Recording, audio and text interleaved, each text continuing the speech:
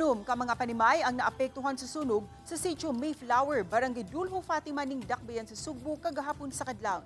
Base sa datos sa Cebu City Fire Station, anaa sa unom ka mga panimay ang naapektuhan.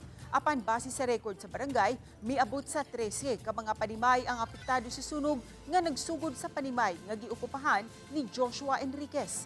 Nagdula si Enriquez nga posibleng grounded wire gikan sa poste nga mikonektar sa ilang panimay ang hinungdan sa sunog. Giparehag ni Joshua nga sunod-sunod nga pagsulay ang ilang nahiaguman gikan sa linog ug bagyo karon sunog na usab.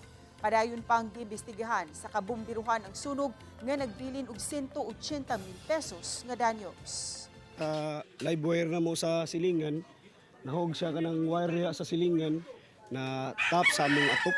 Mo to diha nag-spark primero sa atop na mo, dire nagsugod sa siga sa among balay. Banti lang gyapon sir. Maura gi paginamutan niya makabanti, makabangon niya ning kamot ang gyapon para makabalog barog balik.